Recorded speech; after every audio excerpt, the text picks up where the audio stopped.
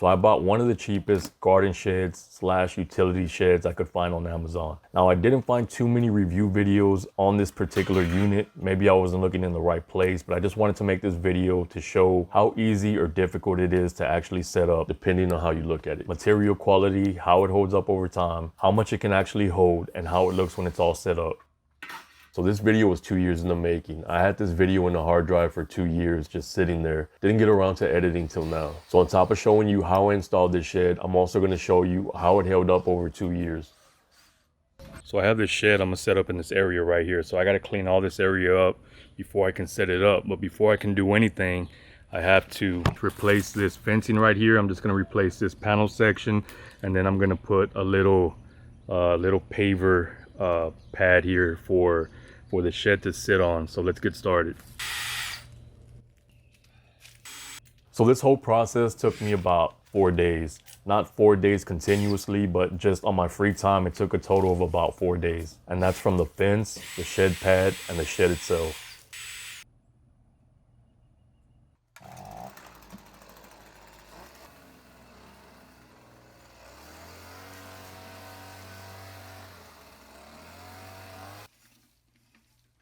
I had this material left over from a bigger project I was doing, so I didn't actually go out and buy this. So if you do have to go out and buy all this material, it's gonna run you about $100 more or less. From the gravel base, the leveling sand, the pavers, the joint cement, and the landscape trim.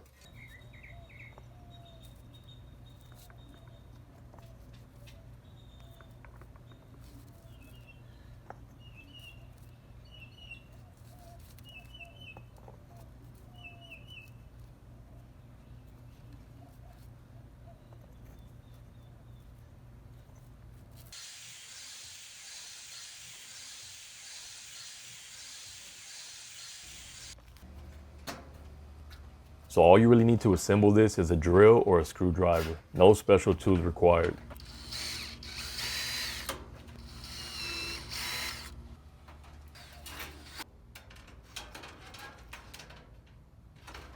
One of the things I like about this kit is that every piece is marked and you know everything has a place and where everything goes.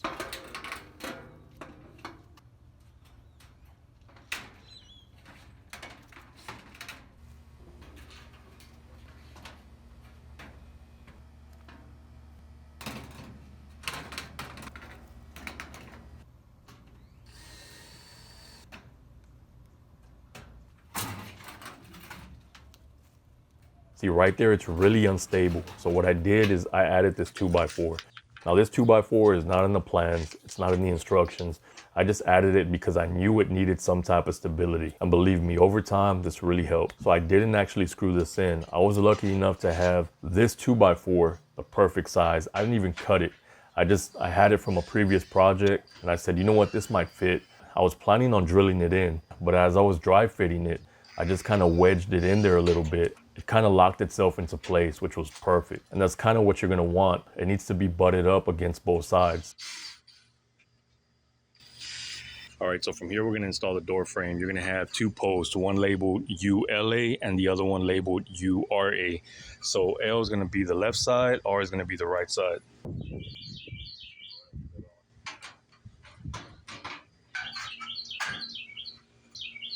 So if you do want to check out this shed, I will have it linked. All right, so all this is done. Next step is to install the door. So I thought this door was one piece, but it turns out you actually have to put it together. Not too big of a deal. I just wish I knew that earlier. This would have saved me some time. I would have done this on my downtime the night before inside. What I like about this is that every piece is marked.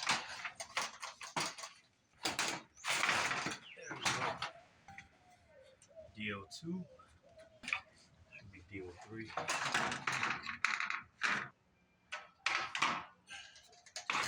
So we're going in backwards or forwards. All right, so you're gonna want to dry fit everything first, but it looks like this is how it goes here.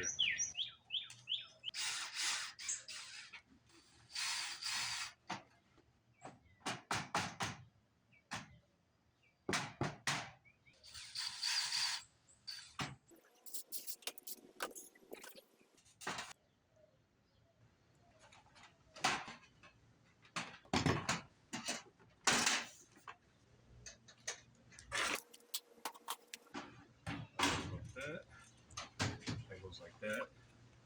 Perfect.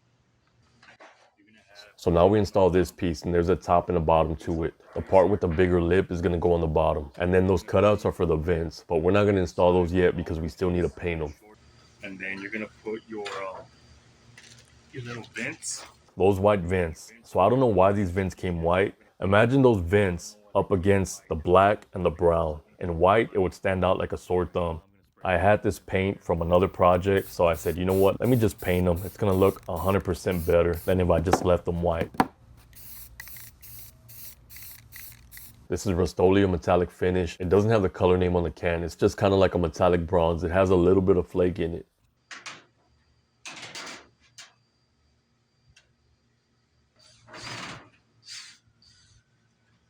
Again, everything's labeled. This is S4. S4 would be on the right, S3 is on the left. Right and left, these two pieces look the same. And if you're just rushing through putting this together, you might mistakenly put the wrong piece on the wrong side. Here, everything's labeled, so you don't have anything to worry about. So one thing I will nitpick about is on the instructions, it didn't say that you had to anchor this down right here, but it does have the pilot hose. So obviously you would need to anchor it down. Not a big deal, but if you're just going by the instructions, you might miss this step. So make sure you throw some screws in there, and you do have the pilot, so it is easy. All right, so I still need to get the other side, but I think I have enough time to at least put one panel right here before the sun completely goes down. All right, so we have P1 in the middle, P2 on the left side, and the right panel is P3. So again, there's pilots to everything, and this isn't lining up. And the reason for that is because I didn't account for the roof overhang on the back of the shed, and it's hitting the fence. So now I have to pull the anchors up on the frame, pull the shed up a few inches, and reset it. No big deal, but I'll leave that for tomorrow. So this is where I stopped for today. All right, we are back. Another day, another dollar. I already pulled the anchors up, moved the shed. Now we're ready to put the roof on. And it's pretty easy to install. Those pilots line up really well. All right, roof is done. Now it's time to install the trim.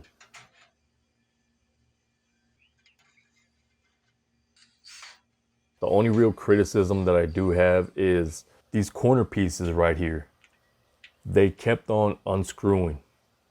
No matter how tight I would screw them, I put a washer on both sides and they kept on unscrewing. Maybe changing out the hardware, which I never did. Those things kept on getting unscrewed, but that is one thing to think about if you do buy this shed. It's really no big deal. It's not really flush right here. Look at that. I just got to keep reminding myself of what I paid for this unit.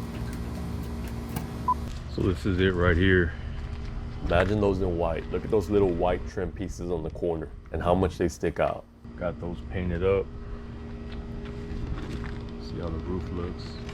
Everything lined up here pretty good. Sometimes when you buy cheap Amazon products, the pilot hose don't line up. You can't seem to square stuff up correctly. This shed went together, I mean, pretty smoothly. Everything was labeled. You knew where everything went. It had pretty good instructions.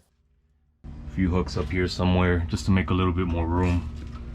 I put these little hooks here. Don't know what I'm gonna do with this yet, but not bad for a little shed. So as I was making this video, I hopped on Amazon to see how much this shed is today. And surprisingly, it is on sale. So if you want to check this out from Amazon, on sale right now, I will have it linked. Move that up just so it's not hitting here. That rain can drain off this way. What's funny, what it looks like, this little screw fell off here. This is what I was talking about. Those corner pieces keep on coming off. That's really cosmetic and doesn't affect the function at all. Throw that back on later. Pretty hot out here. The little pad came out pretty good too. I ran out of joint sand, but I mean it's pretty sturdy. So this is how it's held up over 2 years.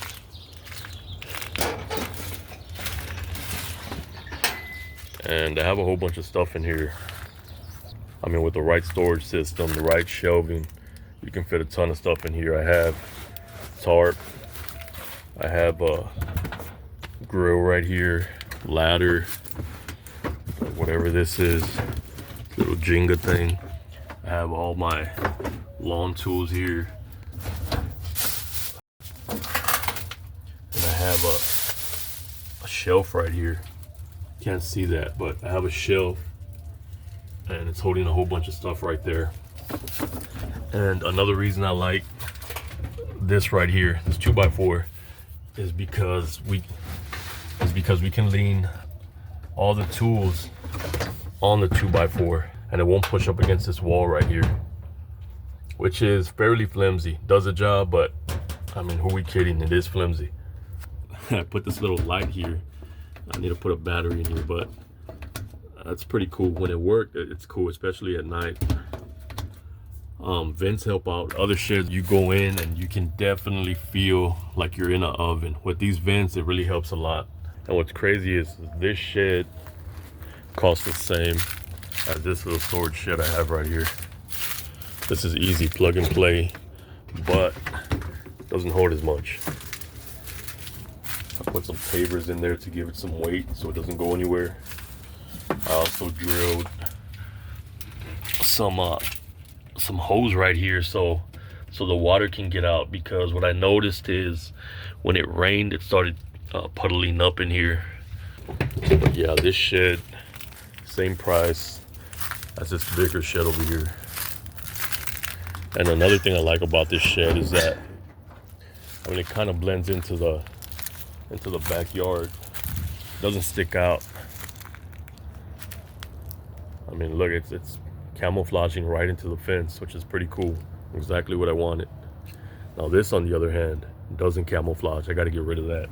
But overall, it is a good buy for the price. Just remember what you're getting for what you're buying. So don't expect top quality material, but it is good, it is decent, good instructions. It has lasted over 2 years and still going strong. Don't forget to check out the shed on sale right now on Amazon through the link in my description.